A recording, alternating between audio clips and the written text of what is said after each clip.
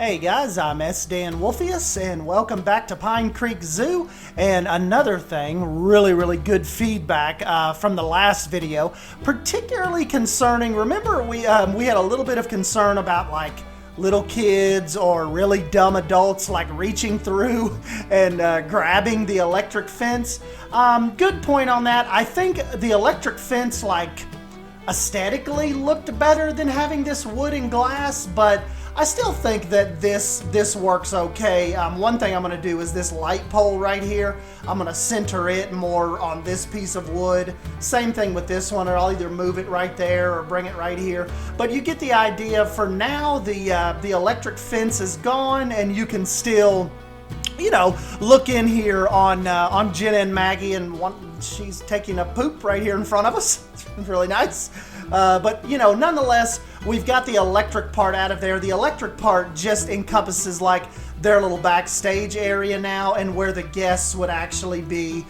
You can observe them safely behind the glass. And speaking of that, the other part of it was my buddy Hirsch that always helps me with just trying to, you know, keep the realism as close as we can. But, you know, he's real good about still understanding the video game part of it. But as far as our wolves go, he was talking about you wouldn't necessarily ever have like carnivores to where the people could just walk right up to the fence and like put their fingers in the fence, or maybe a little kid walks up and sticks their arm through the fence, you know, like what if a little toddler runs up and not knowing and sticks its arm through the hole.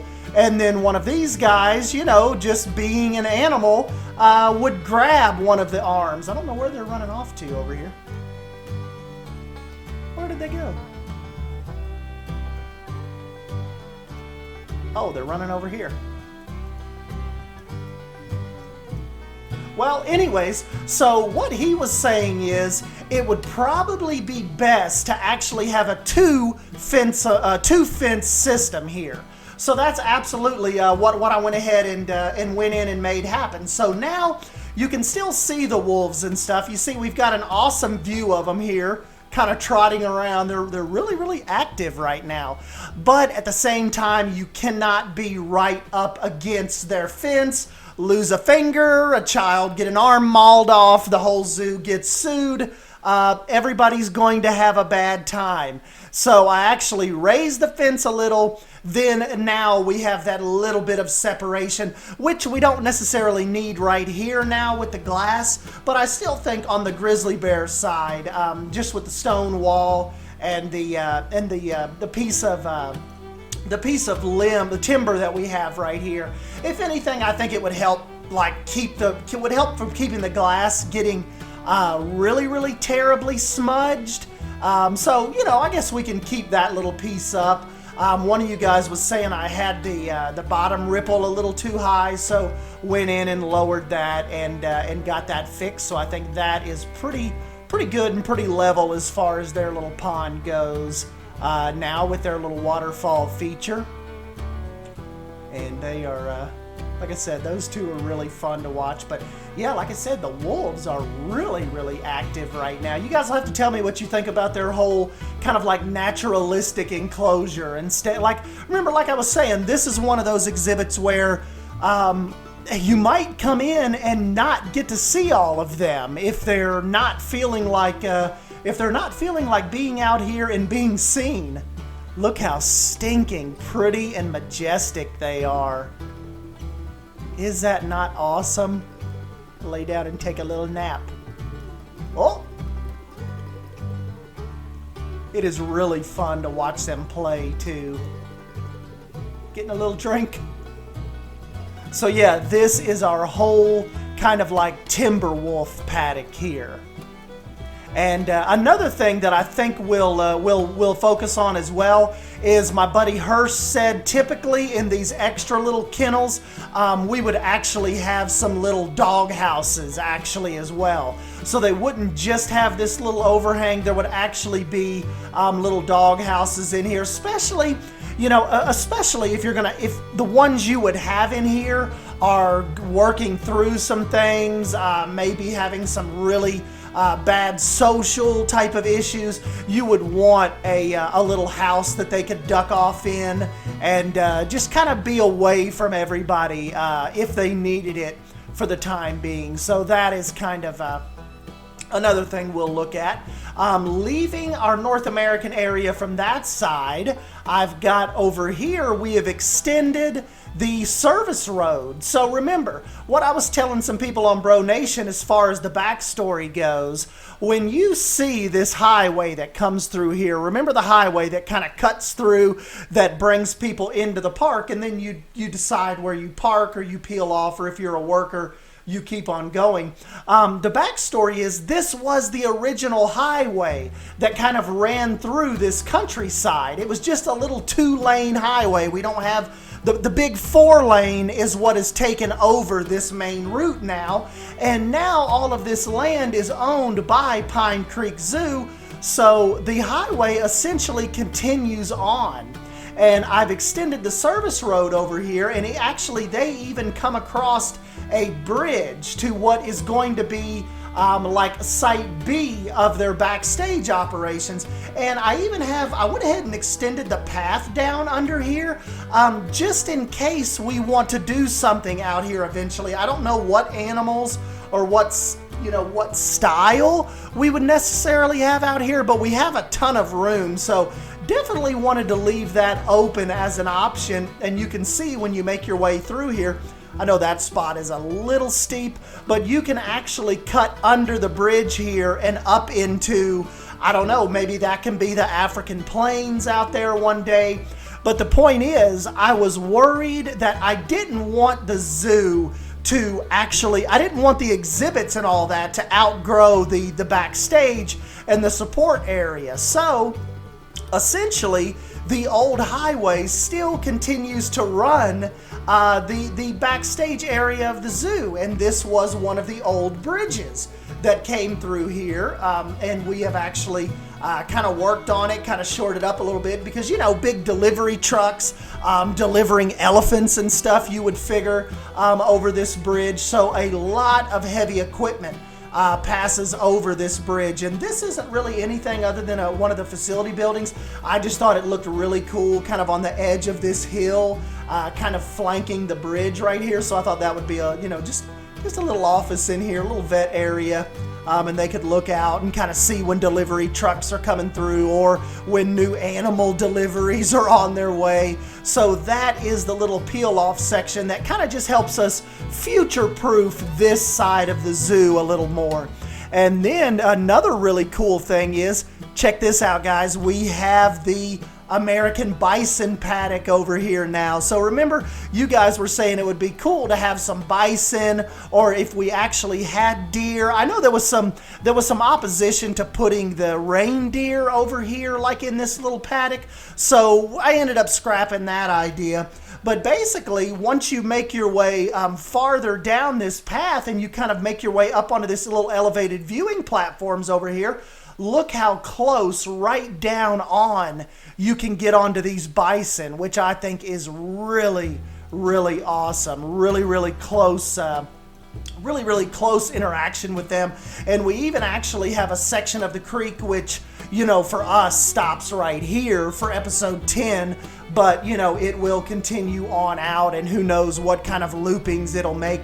But look, we even have a little sectioned off area here where if the buffalo want to actually come down into the creek, they can step off down in here. And then of course we have their water bowls and stuff, but who knows, if like really hot summers, like middle of July, end of June, even beginning of August, really hot in this area of the country, they can even come down here and they have their own, it looks like they're watching us, they have their own little section of creek here they can come and enjoy without like getting way too off or coming way down on it. So yes, the American bison will actually kind of inhabit our little area off of the zipline ridge over here, which I just think this whole area, don't you guys think it just come out really awesome? We've got the waterfall over here dropping us to this next level of terrain, and then coming right through this gap is our quick little zip line.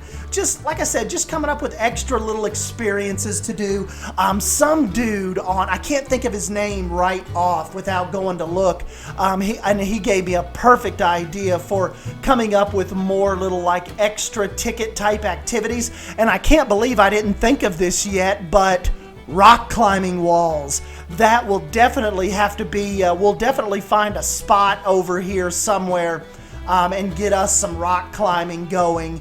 And, I was just thinking all of them little ideas like that with the extra, the extra experiences really help tell the tale and can help with the storytelling and the story building. And another thing, my buddy Tia on the Bro Nation, she was also saying, she's like, Dan Wolf, you know what would be awesome for a park like this? Campgrounds, like a little campsite with the little tents and stuff set up, like you could actually come in and like quote unquote sleep with the bison or sleep with the black bears, and they would actually, I was thinking maybe up here somewhere, have it all like walled off, and you could bring your tent and sleeping bag, and it's all supervised, and the parents could come in, and you could actually camp out on select nights, like during the summer. You could camp out overnight in the zoo. So I think that would be awesome to, like, if you pay extra for that experience, they take you backstage, they do behind the scene tours, you get access to the animals and the exhibits when the regular hours are over. Look at him pushing this. And after all of that, like after they feed you dinner and all that, maybe they come over here and they start some campfires, and you have your camp and your sleeping bag and all of that set up over here. And like I said, you essentially get to sleep out here with the black bears and the bisons and the wolves and the grizzlies and all that. So I thought Tia had an absolute awesome idea with that extra, little experience. This is kind of like another little look at the drop down and going down there into the receiving house. And but yeah, that is definitely something I want to look into. Is a campsite area. Big shout out to Tia for that. And what else was she telling me that we could look into? I don't have that part of the chat pulled up right now, but maybe I'll go back and look at that, and maybe we'll mention that in episode 11. And if you're new, this is our little black bear exhibit, so you can come up and see them through the glass, or you can walk back between this fallen log right here and get a really cool close-up look, kind of see what they're up to. And this is like their little paddock here. They've got their own little pond and they can swim, and these two are pretty feisty as well. They get to playing around a pretty good bit. They love the water. I've come over here before, like after I'm done building, and just watch them, and sometimes they'll both be over here just swimming around. Look, it looks like they're going to do it right now. They get kind of jealous of each other. One doesn't like to just see the other one swimming without her. So they are having a dip, possibly contemplating how to climb up out of there. But nonetheless, they look like they're having a good time. They love this water. And like I said, I think we are providing them a pretty good life here, as good as you can in captivity. So same way with our girls over here. Jenna and Maggie are always into some mischief, always playing around in the bushes if they're not napping or swimming. But yeah, I was really hoping you guys like how the whole bison paddock came out. What I did was, we're not going to have like actual safari trucks down in here, but I figured with these large animals, like as far as extractions go, if they did have to take them out for surgeries, or if they needed to get trucks down in here just for checkups, we would need a larger gate to get, some of the work trucks down in here, or the flatbeds to kind of come down in here. And I mean, just imagine loading up this big fella right here. You couldn't just take him down through those regular doors. like if it was a situation where you couldn't come out here and actually treat him in the field, which I think that would absolutely be what they would try to do first. But if it was a larger problem, surgery type situation, I wanted to have this gate here just to be able to bring the trucks down in and get them out and extract them as quick as possible. Plus, because you have a set of stairs right there, so that would definitely not be an option, taking those bison up the stairs. So if you're seeing that gate right here, that is the reason for the gate. Kind of like, but yeah, I thought that was cool. The buffalo, the bison, they kind of have their own little valley over here between the zip line and the black bear and grizzly bear exhibits. So now with this path, we can continue on with other stuff. May put some pronghorn up there. Who knows what we'll get into, but I really think the zoo is like, isn't it cool how the zoo is really taking pretty cool shape right here? I was thinking too, like, I know I've got that path right there, but the borders of the backstage kind of cutting off this area of the zoo, I think that looks really cool. Like, I don't know, like, I guess we could extend out through here one day, but I still think it just looks cool how that's how this old highway is kind of like the unofficial border, you know?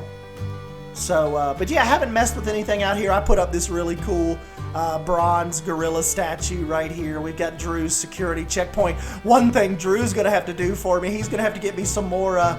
He's gonna have to get me some more brick buildings put up for our next administration site out here. He Beyond Drew TV. If you haven't heard of him, definitely go check him out. He's one of my buddies, and he has his own YouTube channel, and he's doing a lot of fun things over there on his channel. Just started a really, really cool little pond, one-off project over there. So definitely get over and check that out. This is the little Fender's Farm area. And but yeah, well, this is we'll pop in and maybe do a maybe coming up this weekend after I get some more work done. We'll dedicate an episode to just come in and try to kind of like review everything and really just kind of get some more people on board with the backstory of the zoo that may be new, because we're taking on a ton of people. Even like we just hit the 12,000 subscriber milestone like on Friday or Saturday, and we've already taken on like 100 new people since then. So there's definitely a lot of catching up to do. I'm getting new comments on these zoo videos. There are still people that are sending me comments that are like on episode 3. So they have no clue kind of what they're in for. And you got to figure, like, they're still hours away from where we are right now. Like, we're in episode 10. Like I said, they're hours behind us just starting on this zoo. So none of this is here for them. They're still back on like the parking lot episodes. So, there's a lot of catching up to do, and we will do those. We'll do some review videos. And if you don't want any spoilers, hopefully you're not skipping ahead 5 or 6 episodes. Hopefully you're kind of enjoying this in a big row, kind of as you go. But I am having a blast still with this series, and the funnest thing is when I post these and the comments start rolling in, especially from some of the regulars like Coaster Designer, Jan, Anthem, all of you guys that are really, really invested in the series, Inspector Ryan, Hirsch, my buddy Hirsch, that's kind of helping me with some more of the realistic stuff behind the scenes. That is always fun when those comments start rolling in, particularly just seeing what you guys think of all the new stuff, as we're kind of forming Pine Creek. But anyways, guys, yeah, I guess I've rambled on here with you now for about 20 minutes, so I'll go ahead and let you go and get back to your other videos. And don't forget to smash that like button if you end up enjoying Pine Creek Zoo and our little updates we have rolling on this. I won't make you wait all the way till Saturday for another one. I should definitely have some time this week as far as real work goes and all that to get in here and do some more substantial work. I definitely see doing enough work to constitute episode 11. before Saturday. So Saturday, you're probably looking at episode 12. Then I've got some D&D stuff going on. Don't forget to check out my Instagram. I'm doing some 3D terrain, like I'm kind of like really doing mountains and stuff for some of my buddies that are really heavy into Dungeons and Dragons, and I think you guys will like that. I may even record myself this week doing a time lapse of one of the builds. And but yeah, you guys will have to jump onto Instagram. It's at @SDanWolf and look back a couple posts that I put on this weekend of making some real terrain. Like I've got a model kit from Michaels that I'm putting together. I've got some stuff from Hobby Lobby as well. And just let me know what you think about the model sets and stuff. But anyways, guys, yeah, like always, thank you for stopping by and checking this out with me. And I'll catch you in the next video. Thank you. See you guys.